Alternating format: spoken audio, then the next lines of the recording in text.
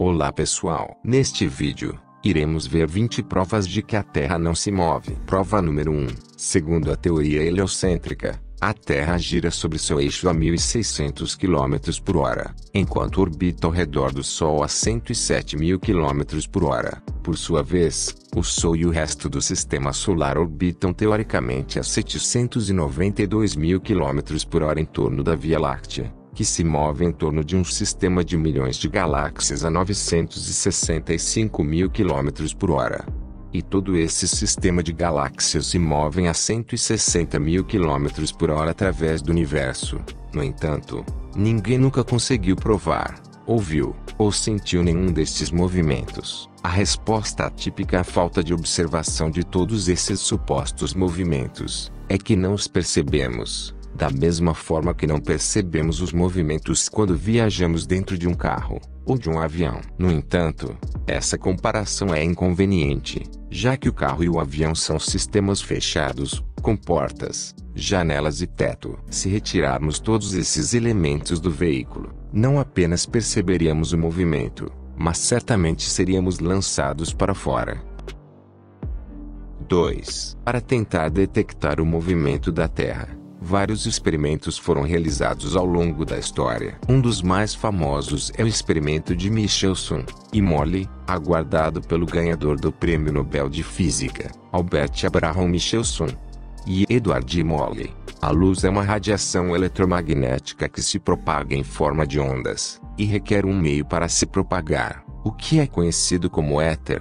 Um meio invisível que preenche todo o espaço conhecido. Este experimento teve como objetivo medir a velocidade da luz dentro do éter, em relação à velocidade de rotação da Terra, utilizando uma combinação de espelhos. Dois raios de luz provenientes da mesma fonte foram enviados simultaneamente em direções perpendiculares, percorrendo a mesma distância. Esses raios de luz eram reunidos em um ponto comum, onde qualquer diferença na velocidade dos raios era detectada. O experimento não detectou nenhuma diferença na velocidade dos raios de luz, o que fez com que a Terra não estivesse se movendo. 3. O resultado do experimento de Michelson e Morley apresentou um problema tão sério para a teoria heliocêntrica, que logo em seguida apareceu, convenientemente, Albert Einstein, com sua teoria da relatividade, na qual convenientemente descartava a existência do éter. Einstein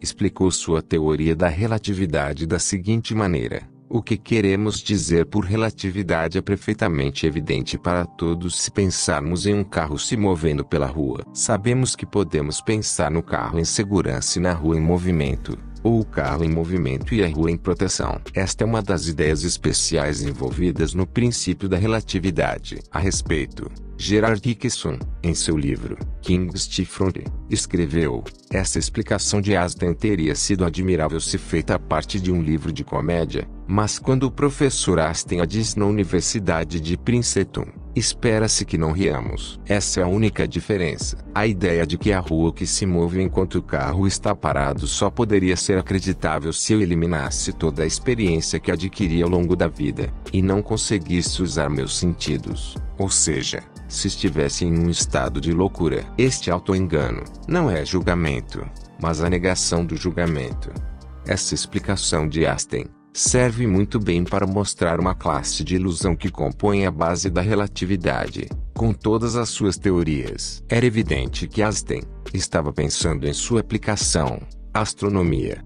E que, ao sugerir que era a Rua que estava se movendo, enquanto o carro estava parado, ele estava fazendo com que nos imaginássemos que da mesma maneira a Terra estava se movendo e não as estrelas ao nosso redor. É como um julgamento em que Einstein defende a parte condenada, que seria a astronomia copernicana contra a acusação de experimentos como o de Michelson e Morley, a física. Os fatos comprovados, a experiência, a observação e a razão. 4. Outros experimentos, como o de Zash-Minark, o eletroautomóvel, o de Rodolph Tomaszek, ou o de H.C. Hayden, obtiveram um resultado idêntico ao de Michelson e Morley. A respeito, Gerard Dixon escreveu o seguinte: a astronomia moderna não aceitou esses resultados e, em vez disso, continua pregando o antigo dogma de Copérnico, que a Terra está transportando a grandes velocidades pelo espaço, mesmo quando a evidência indica o contrário. 5. Outro experimento importante que tentou detectar o movimento da Terra foi o experimento de Airy. Se apontássemos um telescópio para uma estrela e nem a Terra nem a estrela estivesse se movendo, então a luz entraria diretamente pelo telescópio. Em 1729, Bradley descobriu que tinha que inclinar seu telescópio desenvolvido para frente para poder ver uma estrela no centro de seu telescópio. Isso pode ser devido a duas coisas: o movimento da Terra ou o movimento das estrelas. Para descobrir quais das duas opções é correta, temos que encher um telescópio de água para diminuir a velocidade da luz que entra no telescópio. Se for a Terra que se move, então teremos que inclinar ainda mais o telescópio para poder ver a luz da estrela. Em 1871, George Bedell Airy, astrônomo e matemático, realizou este experimento colocando água em seu telescópio. O resultado foi que não teve que inclinar novamente o telescópio para ver a luz da estrela no centro de seu telescópio, o que comprovou que era a estrela que se movia, e não a Terra.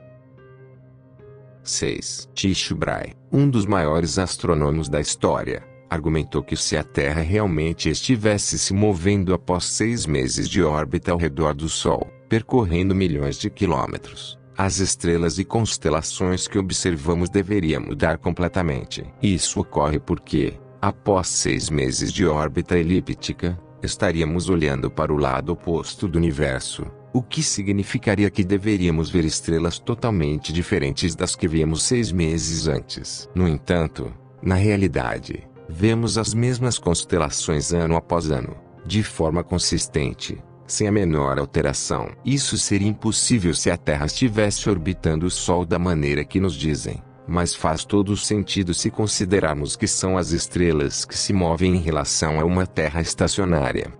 7. Se o modelo heliocêntrico fosse verdadeiro, após 6 meses de órbita ao redor do Sol, deveria ser noite na parte da Terra onde 6 meses antes era dia. Ou seja, se em dezembro é dia ao meio-dia em um local, 6 meses depois, ao meio-dia no mesmo local, deveria ser noite, já que o lugar na Terra estaria agora virado para o lado oposto do Sol. No entanto, essa mudança entre dia e noite a cada 6 meses nunca acontece, o que significa que a suposta órbita da Terra ao redor do Sol não pode ser verdadeira. 8. A suposta órbita da Terra ao redor do Sol também se torna altamente exposta quando consideramos que durante o verão a Terra está em seu ponto mais distante do Sol e durante o inverno em seu ponto mais próximo, o que não faz sentido.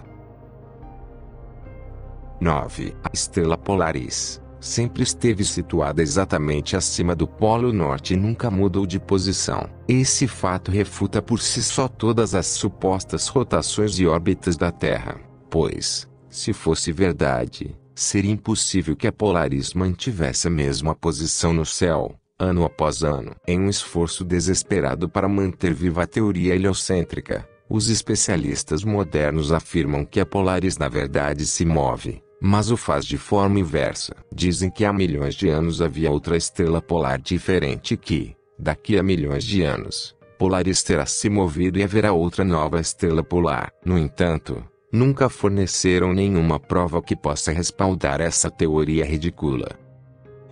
10. Se a Terra estivesse se movendo a essas velocidades pelo espaço, A fotografia noturna de longa exposição ou os chamados Star Trails não mostrariam as estrelas, realizando círculos perfeitos ao redor de Polaris, mas sim linhas irregulares. Isso é mais uma prova de que são as estrelas que se movem ao redor de uma Terra estacionária. 11. O pêndulo de Foucault pretende demonstrar que a Terra é uma esfera em rotação. No entanto, todos os experimentos demonstraram que esse pêndulo se comportava de maneira totalmente esperada, às vezes apresentando até movimentos opostos ao que se esperaria se existisse a suposta rotação terrestre. 12. O famoso efeito de Coriolis faz com que, se dispararmos um projétil em uma direção, o projétil se desvie para um lado devido às rotações da Terra. No entanto, os atiradores nunca levam em conta esse tal efeito ao disparar, e ainda assim acertam seus alvos sem problemas. McLaren, instrutor do sistema de mísseis Sparrow da Marinha dos Estados Unidos, revelou em várias entrevistas que o efeito Coriolis provocado pela suposta rotação da Terra não é levado em conta no uso dos mísseis Sparrow. Isso prova que o efeito Coriolis associado à suposta rotação da Terra é inexistente, pois, se existisse, essas missões ou qualquer outro projétil jamais alcançariam seu objetivo. 13. Dizem que esse efeito Coriolis é o responsável pelo fato de, no hemisfério norte, a água nos lavatórios e os banheiros girarem em uma direção, enquanto no hemisfério sul gira na direção contrária. No entanto, na realidade, a água gira nas duas possibilidades, tanto no hemisfério norte quanto no sul. A direção da água depende apenas da forma do lavatório ou banheiro, e do ângulo de entrada da água, não desse suposto efeito Coriolis. 14. Samuel Robotham realizou um experimento na Inglaterra em que fixava firmemente um canhão no chão, apontando verticalmente o canhão para cima. O projétil subiu verticalmente por 14 segundos, e levou mais 14 segundos para cair ao chão, totalizando 28 segundos no ar. Se a Terra estivesse girando a 1000 milhas por hora na Inglaterra, o projétil teria caído a 8 milhas a oeste do canhão, o que não aconteceu em nenhum dos vários experimentos. O projétil caiu todas as vezes a uma distância de não mais de 1 metro do canhão, em alguns casos até voltando a entrar no canhão. Isso prova que não há nenhum efeito Coriolis associado à suposta rotação da Terra. 15. Depois que todos esses experimentos para detectar o suposto movimento da Terra falharam, os defensores do heliocentrismo, em vez de admitir que sua teoria está completamente errada, decidiram inventar outra explicação para tentar justificar por que não sentimos o movimento da Terra. Dizem que, graças à gravidade, toda a atmosfera está sendo arrastada em perfeita sincronia junto com a Terra, de modo que não podemos perceber nenhum movimento. Acreditam que a Terra e a atmosfera estão girando de maneira perfeitamente sincronizada a 1.600 km por hora no Equador, enquanto nos Estados Unidos ou na Europa, a velocidade é menor, na Espanha sendo a velocidade de rotação de cerca de 1.200 km por hora. Dizem que essa velocidade de rotação vai diminuindo gradualmente até chegar a 0 km por hora nos polos. Isso significa que, teoricamente, a gravidade faz com que a atmosfera se adapte magicamente à rotação da Terra,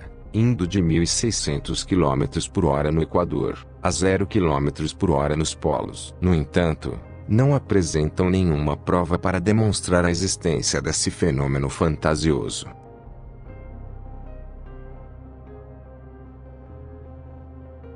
Se fosse verdade que a atmosfera estivesse girando junto com a Terra, uma bala de canhão disparada na direção da rotação terrestre deveria cair muito mais longe do que uma bala disparada na direção oposta à rotação. No entanto, na realidade, a bala percorrerá a mesma distância, independentemente da direção em que for disparada. William Carpenter, em seu livro, 100 Proofs That the Earth is Not a Globe, escreveu: é evidente que se um projétil for disparado de um corpo em movimento na direção oposta a este movimento, ele percorrerá menos distância do que se o projétil for disparado na direção em que o corpo está se movendo. Se a Terra estivesse se movendo a uma taxa de 19 milhas por segundo de oeste para leste, a diferença seria muito notável. se o projétil fosse disparado na direção oposta, mas, como na realidade não há diferença alguma, seja qual for a direção em que o projétil é disparado, temos uma prova contundente de que os supostos movimentos da Terra são pura fantasia. 16. Mais evidências semelhantes podem ser encontradas no comportamento de aviões, helicópteros e balões. Se a Terra estivesse girando a mais de 1000 km por hora, não haveria necessidade de voar entre dois países que estivessem na mesma latitude. O avião, helicóptero ou balão simplesmente poderia subir e esperar que a rotação terrestre colocasse o país desejado abaixo deles. Novamente, para explicar por que isso não acontece, eles recorrem à mágica da gravidade, que faz com que a atmosfera seja arrastada pela rotação da Terra. No entanto, assim como com os canhões, isso só funciona de forma vertical, mas os voos em qualquer outra direção ficam sem explicação. 17. Se a Terra estivesse girando, haveria uma grande diferença nos tempos de voo, dependendo se o avião voasse na mesma direção da rotação terrestre, ou na direção oposta. Gabriel Henriette, em seu livro, Revendorf, escreveu: se os voos tivessem existido na época de Copérnico, não há dúvida de que ele teria percebido muito rapidamente que suas suposições sobre a rotação da Terra estavam completamente erradas. Considerando a relação entre a velocidade de uma aeronave e a velocidade de rotação terrestre, a velocidade de rotação aumentaria ou diminuiria a distância percorrida pela aeronave, dependendo se ela voasse a favor ou contra a rotação terrestre. Portanto, se a Terra supostamente estivesse girando a 1.600 km por hora no Equador, e um avião voasse nessa mesma direção a apenas 800 km por hora, é óbvio que sua destinação estaria mais longe a cada minuto. Por outro lado, se o voo fosse na direção oposta à rotação, uma distância de 2.400 km seria percorrida em 1 hora, já que a velocidade de rotação seria adicionada à do avião. Um avião voando na direção da rotação a 1.600 km por hora não percorreria nenhuma distância, ele ficaria suspenso no ar sobre o local de partida, pois ambas as velocidades seriam iguais. No entanto, a realidade é que os tempos de voo e as distâncias percorridas são iguais, independentemente da direção do voo, o que prova que a suposta rotação da Terra é inexistente. 18. Se a atmosfera terrestre estivesse girando, isso significaria que, à medida que subimos em altitude, a atmosfera teria que girar cada vez mais rápido para manter exatamente a mesma velocidade de rotação da superfície terrestre. Isso necessariamente implicaria a existência de um ponto em que se passa repentinamente da camada mais alta e mais rápida da atmosfera para o vácuo imóvel do espaço exterior. Até agora, nenhuma agência espacial ou astronauta jamais mencionou a existência desse ponto divisor entre a atmosfera e o espaço exterior. Nem qualquer câmera acoplada aos foguetes que supostamente saem para o espaço exterior já mostrou o momento em que se sai da atmosfera e se entra no vácuo espacial. A ausência e omissão desse fenômeno colocam seriamente em dúvida a existência tanto do espaço exterior, quanto da própria rotação terrestre. 19. A impossibilidade da rotação atmosférica e terrestre também pode ser comprovada observando o comportamento das nuvens. Muitas vezes, vemos várias camadas de nuvens movendo-se em direções e velocidades diferentes entre si, além de nuvens viajando na direção oposta à suposta rotação terrestre.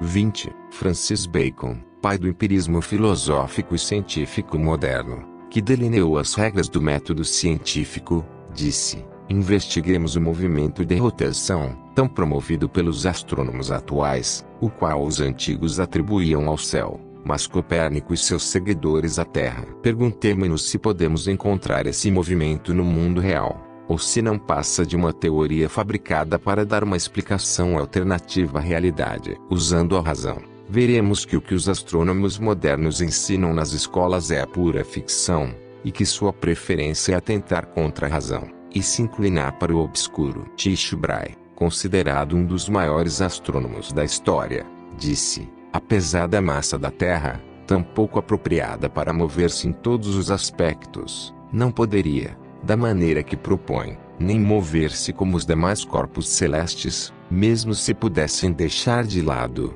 o claro testemunho das Sagradas Escrituras, estariam indo contra as leis da física. David Orlost Scott, em seu livro, Terra Afirmada, escreveu: o modelo do universo ensinado pelos astrônomos modernos é baseado puramente em uma teoria para o qual não podem fornecer uma única prova. Eles estão envolvidos em uma conspiração de silêncio, declinando qualquer objeção que possa ser feita à sua teoria. Que direito têm os astrônomos modernos de apresentar essas teorias como fatos, quando os próprios autores dessas teorias as apresentaram apenas como possibilidades? Todas essas rotações e órbitas vão contra o que dizem as Sagradas Escrituras, que a Terra jamais poderá mover-se. Salmos 104:5. Que confiança podemos ter naqueles que deliberadamente negam a evidência direta que seus próprios sentidos lhe proporcionam, ao falar de rotações aparentes da Terra, para as quais não podem fornecer nenhum tipo de prova?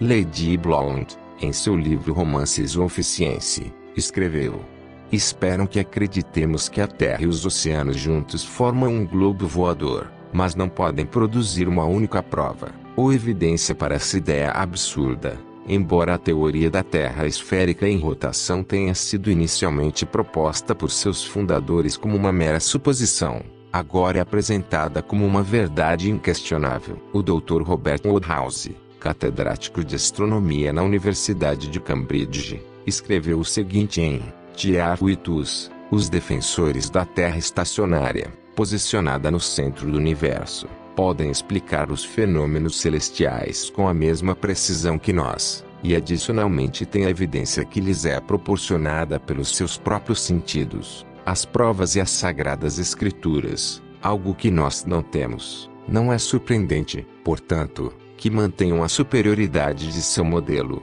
por mais perfeita que pareça nossa teoria e por mais satisfatória que pareça a hipótese newtoniana, ao explicar os fenômenos celestiais. Não nos resta mais do que admitir que, se nossas premissas e provas fossem questionadas, a astronomia moderna não poderia oferecer uma única prova de sua validade. Marshall Out, em seu livro de Modern Universe After Copernicus, escreveu: na realidade, o Sol, a Lua e as estrelas estão fazendo precisamente o que todo mundo ao longo da história os viu fazer. Não acreditamos no que vemos com nossos próprios olhos, porque nos ensinaram um falso sistema que requer que acreditemos no que nunca foi confirmado pela observação e experimentação. Gratidão por assistirem. E até o próximo vídeo.